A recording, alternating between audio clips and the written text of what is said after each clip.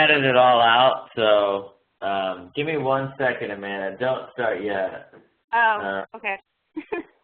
Well, if you do, it's fine, but I'm going to play that sample call. Let me bring it up here in the media player.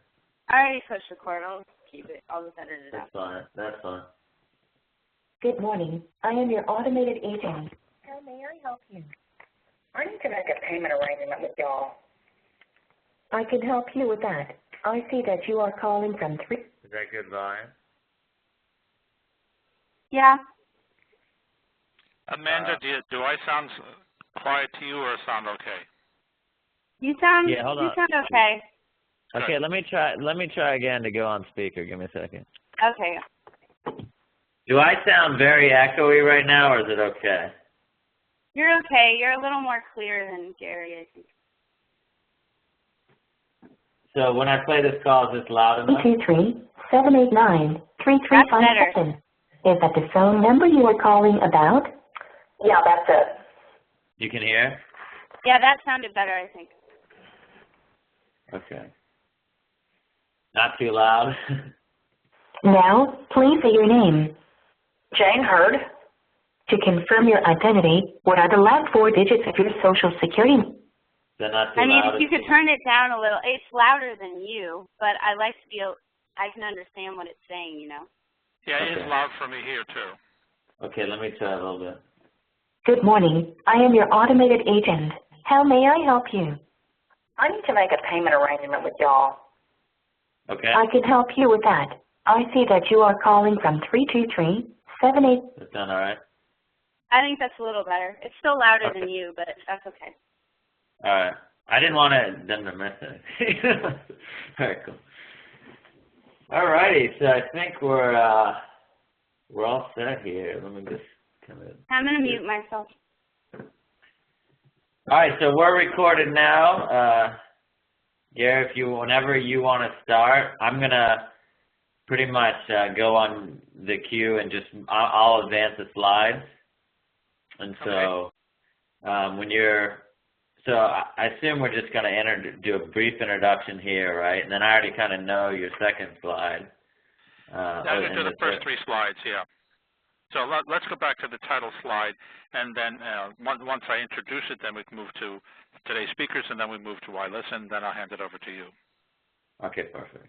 So. Okay, ready to start? All right, I'm ready. Okay, welcome.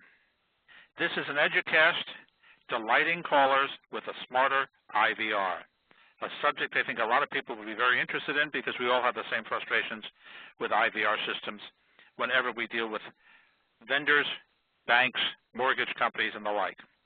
Today, we have 2 people on this EduCast. I'm Gary Auden. I'm a consultant and blogger at Delphi Incorporated.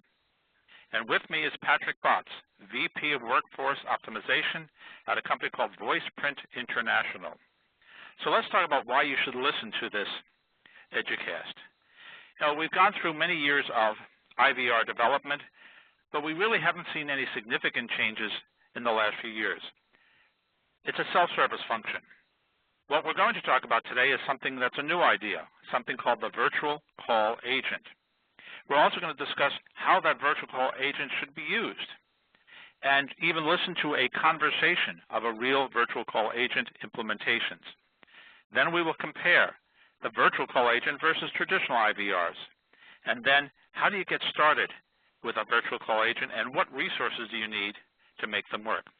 So I'd like to introduce Patrick Botts. And my first question is, we have lots of automation today. What kinds of automation are we talking about with IVRs, and what are you talking about with a virtual call agent? Yeah, thanks, Gary. It's a pleasure to be here. Yeah, there's as you know, there's been an evolution of self-service coming from the traditional touchstone IVR where you got to press the buttons, and then it's been an evolution of speech IVRs to more of a natural speech IVR. The challenge there is the more complex it gets, typically the costs go up. There's a lot of tuning involved, a lot of scripting, and every time you want to make a change, it can be very expensive, a lot of services and so forth. With the evolution of conversational virtual call agents, which I'll introduce in a little bit here, they can handle a much broader range of transaction complexity. So not just the low complexity calls, but they can also handle medium complexity calls because they use what's called artificial intelligence. They're a lot smarter than a traditional IVR.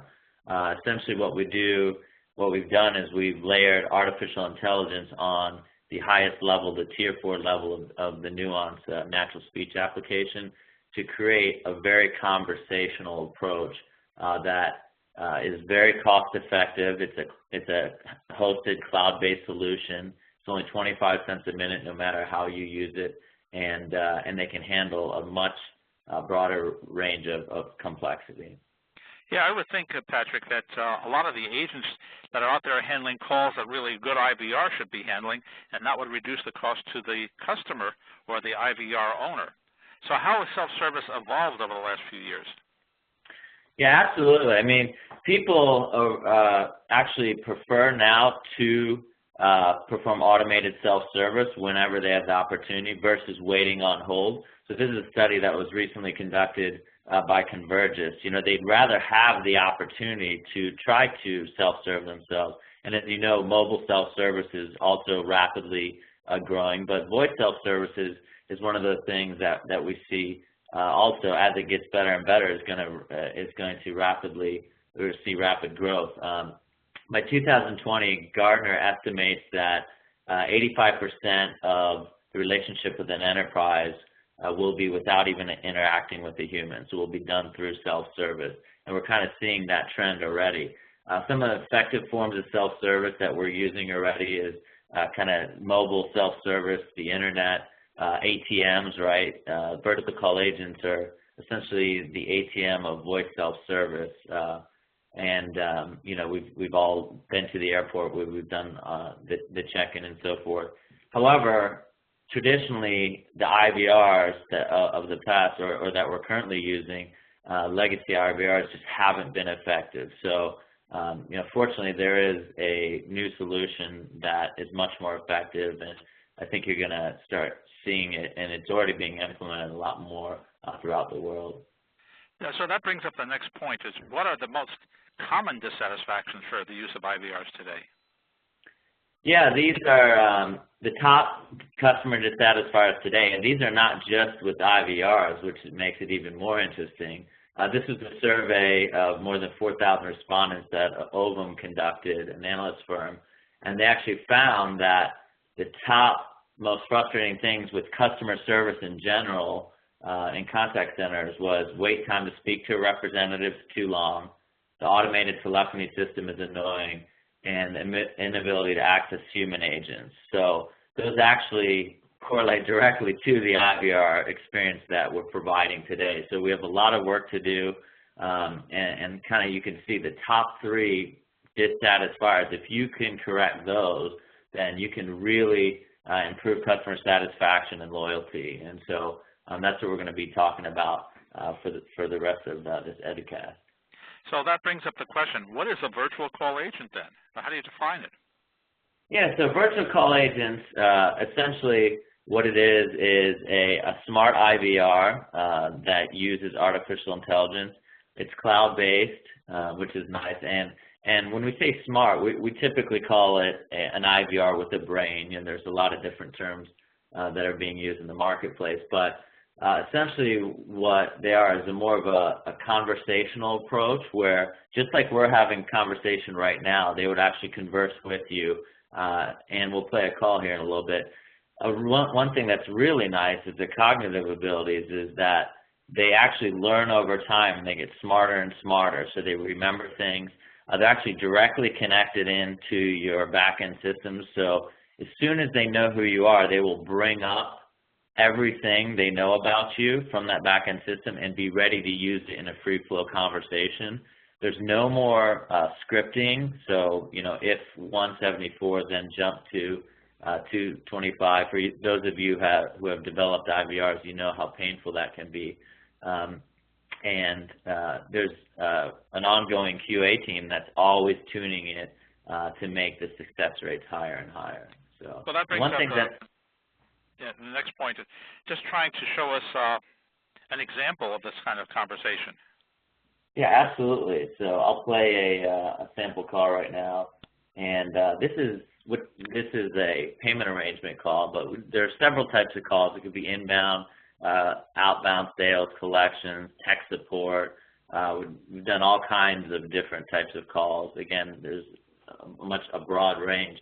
This example is a payment arrangement where some of the things you actually want to look for here on this slide or listen to is you're going to hear the virtual agent actually say, "How can I help you?" That's a much different experience than we traditionally hear in IVRs today, where you're kind of pushing people towards a certain path, if you will.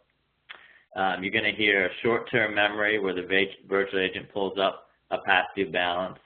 You're going to hear the caller barge in, and that's common in regular conversation, right? Where she cannot pay everything at once, and the virtual agent will actually recommend corrective actions. And what's nice is the virtual agents are hosted in a PCI and HIPAA compliant facility that securely captures the credit card or the patient private information. There we go. Good morning. I am your automated agent. How may I help you? I need to make a payment arrangement with y'all. I can help you with that. I see that you are calling from 323-789-3357. Is that the phone number you are calling about? Yeah, that's it. Now, please say your name. Jane Hurd. To confirm your identity, what are the last 4 digits of your Social Security number? 2342. Great. I see that your past due balance is $240. How would you like to pay? I can't pay that all now. All right. You said that you cannot pay the full amount at this time. We can keep your account active if you can give us a payment of $120 today and $120 on February 14th. Will that work for you? No, I can't do that. I can pay $120 today, but I can't pay the rest until the 21st. To confirm, you would like to pay $120 today and the remaining balance of $120 on February 21st. Is that correct? Yes, that's what I'd like to do. Okay. Would you like to pay with a credit card? Yes. All right. Please tell me your card number. It's 4815-1623-4281-5108. That's a Visa card with the number 4815-1623-4281-5108, right? Correct. What is the expiration month and year? January of 2014. 1 moment, please. Your payment transaction has been completed. Would you like me to schedule your payment for February 21st using the same card? Yes, that would be great. Thanks. We appreciate your payment. Is there anything else I can do for you today? No, thanks. That's it. Have a great day. Goodbye. That sounds great, Patrick. But let's move on, because a lot of people will ask the question, what are the best uses for this kind of technology? Yeah, so the top uses today that our customers are using these are first to essentially automate more calls from start to finish. So they're looking at what calls do agents really not need to handle or do not want to handle. There's a lot of calls that lead to agent dissatisfaction, and they're kind of repetitive calls. And many of our customers, over 50% of their calls are ones that agents really don't need to be handling, and if they're done effectively, the customers actually provide better customer satisfaction scores through the virtual agent. So that's kind of the main way people are using virtual agents. Then the other one is to gather and verify information up front. So what the virtual agent will do is, verify that this is the caller, gather as much information as they need, and then transfer the call with all that information to the live agent, who then can focus on doing the job that they like to do, and that requires a live agent, and those kind of personal skills. The other way that we have customers using it is to transfer to virtual agents to capture sensitive PCI credit card information or sensitive patient information of their healthcare provider. This is a very cost-effective way to ensure PCI compliance. What's nice is then if your recording system isn't PCI compliant now, this is a great way and an easy way to become compliant without having to essentially forklift or upgrade or get a new recording system. And it is more secure. Your agents, they can't write anything down. This is very popular in at-home agent environments where people are working from home and they don't want their at-home agents taking that sensitive information. And so you're only paying for the actual time that the payment card is actually that information is being taken by the virtual agent. Then the virtual agent can transfer the call back or complete the call. And then with things like Hurricane Sandy and a lot of the natural disasters the year before, there's a big blizzard in the Northeast, companies are using virtual agents to expand during natural disasters very rapidly to be able to take more calls very quickly. And also on a seasonal basis. We have customers that are seasonal in the retail business and seasonal maybe for tax season they have to ramp up. And traditionally they had to ramp up by hiring more temp staff, and now all they have to do is actually just run certain types of calls through virtual agents, and they don't have to hire more temp staff for those seasonal things or outsource any of those calls anymore. Then let's move on. One of my thoughts in listening to you is, how do you implement something like this, and what kind of IT resources do you need? Yeah, so implementing virtual call agents is really simple. It is a cloud-based solution. So most of the customers we deal with, they have obviously live agents and skill-based routing in place. They may use an outsourcer in conjunction with that, or they may just outsource altogether those calls. And typically they're using some sort of conventional IVR, but not all are. Sometimes we're that first form of voice self-service. But essentially what we are is just another outsource, if you will. We connect to the back-end systems, the ERP systems, the CRM systems, the scheduling systems, and also to the PBX and the ACD. So, we're using the data from the back-end systems in conversation, and we're also populating data back. And the PBX and ACD, essentially, we're just routing the calls to us to take them, and then we route them back to you. The CTI is a neat thing that we do as well. If the customer has CTI, we will transfer all that information via screen pop that we're capturing to the live agent. And if they don't, we have a little web application that's free of charge that we will pop that information up to the agent. So the agent doesn't have to ask the customer again for that information. We all know how annoying that is to have to repeat information. Could you get into the IT resources required for a minute? Yeah, so IT people love this solution. It's one of the things, and many have actually gone through IVR implementations and know the pain. But being cloud-based, there's no hardware to buy. There's no scripting or maintenance required. We do all the work on our end. We have a QA team that's constantly listening and tuning.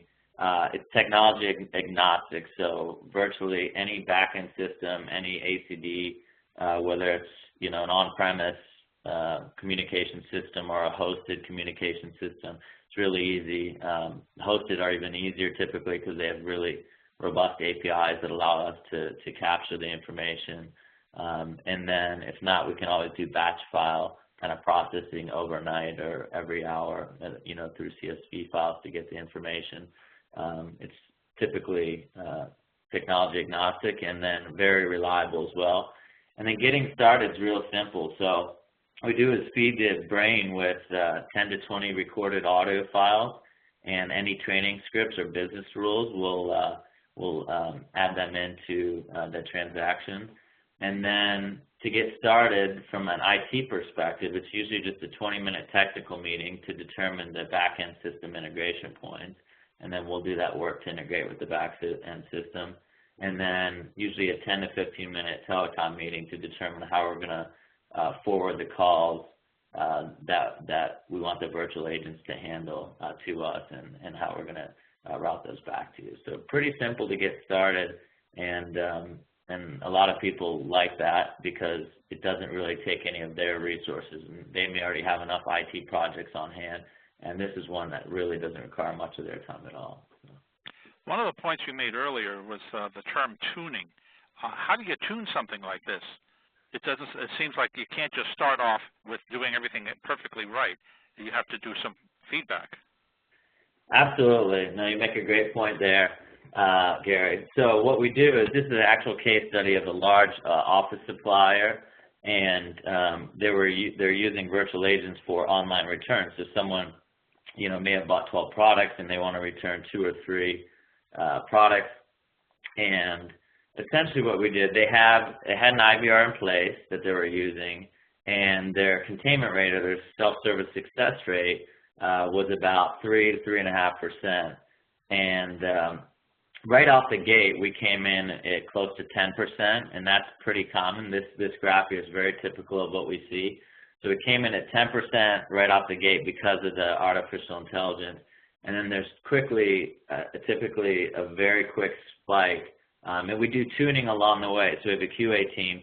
We know that, since it is just a hosted model, and our success is, or your success is our success. So we tune it very carefully. We listen. Usually within the first 30 to 60 days is when the major improvements occur.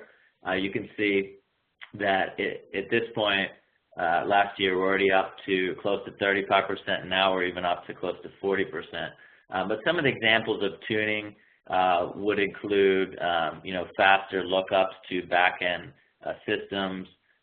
We did a grammar improvement where originally we were looking for 6-digit product codes, and we expanded that to up to 9-digit product codes, and that helped. As we were listening for that, we noticed that.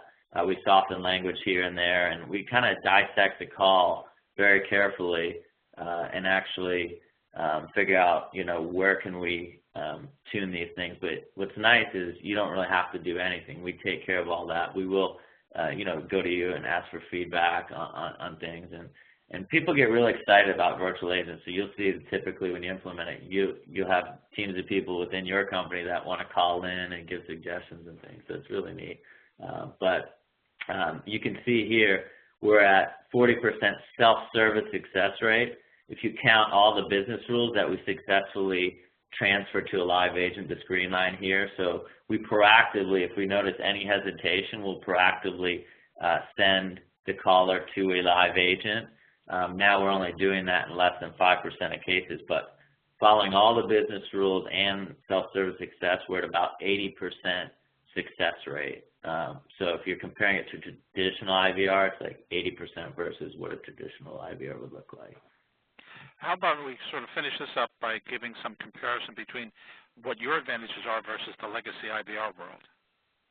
Yeah, so the conversational approach leads to very high success rates. It's nice because it leverages your existing infrastructure. There's no rip and replace required. We do have some customers that eventually decide they don't want to use their legacy IVR, and they just use virtual agents for everything because it's just more cost effective, and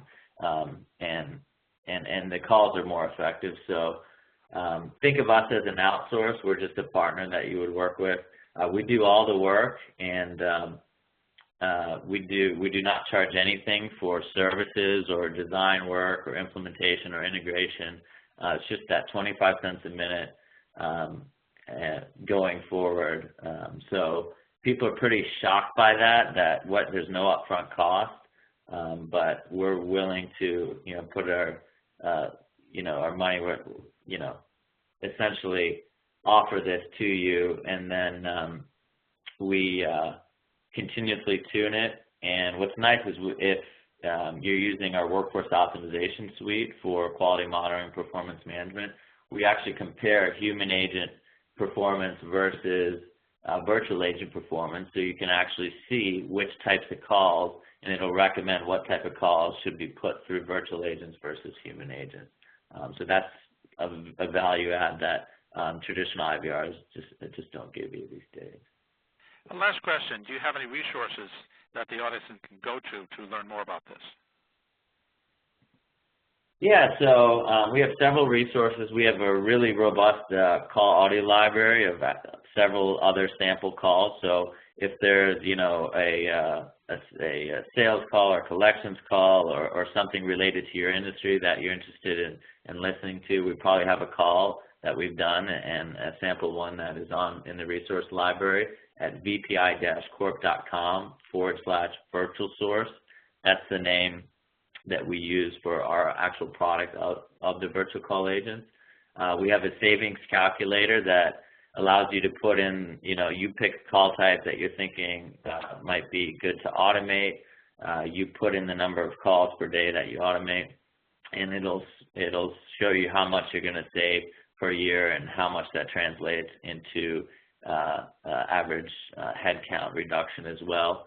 And you'll see how quickly you can get to $1 million a year. It's definitely worth going to the savings calculator and playing with it, and it's pretty amazing.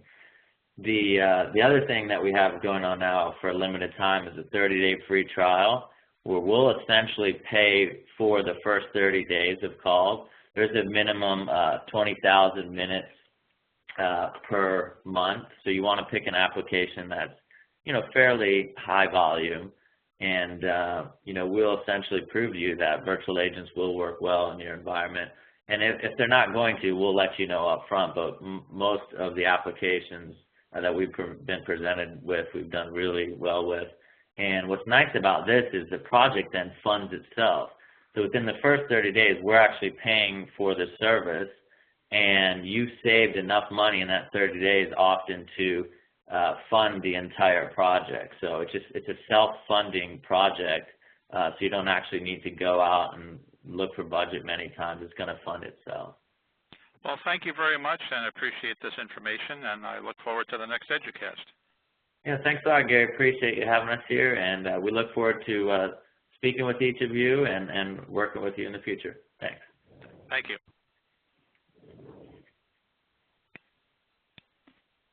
All righty. Amanda? Hey. Hey, I'm gonna say a couple lines over, if you don't mind, real quick. Yeah, I think we're all set, but just keep it recording. I just wanted to, like, at the end, I don't want to say we're looking forward to speaking with each of you. Right? So I'm just gonna say a couple lines, and then there's one line where I say, what is it? We put our money where our mouth is. Money where our mouth is, yeah. Is that how it is? So I'm gonna just record those real quick. Give me 1 second. Okay, no problem. We put our money where our mouth is. We look forward to the opportunity to work with each of you. Thank you. All right. So okay, great. The beauty of on-demand recording, right? So, well, thanks, Gary. So what do you think? I think you had, and this is a little criticism, a little too much sales hat on, because you went 25 minutes, which... So we were at 20? No, 25. Oh, wow. Yeah. So I hope that works out well. You may want to talk to Amanda to cut something else out, not a slide, but maybe some audio. Yeah, I think I can cut some stuff out. So when she, man, if you could do kind of the edited version, send it to me, and then some of the points I can cut out, like after I see it and listen to it. Like if it's no too problem. salesy. So anything I hear that's too salesy, I'll just cut out, and I can always re-record audio, right? So. Right. Yeah. Perfect. So the final product will be good. Yeah. I appreciate that feedback. Because let's put it this way: what you said was worthwhile, but we want the people to listen. What I think you said in several things would be really good for another EduCast. Yeah. So no, I think. Well, yeah, it looks good. And I'll try to. I'm not trying to be salesy, but there's no one else has these, so it's kind of hard to just say virtually. Well, you know, you're not listening to yourself the same way you would be listening if you just heard a recording. Yeah. Yeah, you know, it's hard to edit what you're saying while you're saying it. Yeah, exactly. So I think I listen to it, then I can figure out what we could adjust. And what's nice is you posed a question, so if I need to adjust the answer slightly for one of them, I could do that and just record some audio and send that to Amanda, you know? Okay, great. So, perfect. So we'll work on getting this edited and to you probably early next week, hopefully by Tuesday. I will write up the text to go along with it for the email and the Sunday bulletin. So perfect. that I'll send off to you to make sure that everything I say there is correct as well. Great. All right, sounds good. Thanks so much for your help, Gary, and you have a great weekend. Thank you. Take care. All right, bye. Bye-bye. Bye.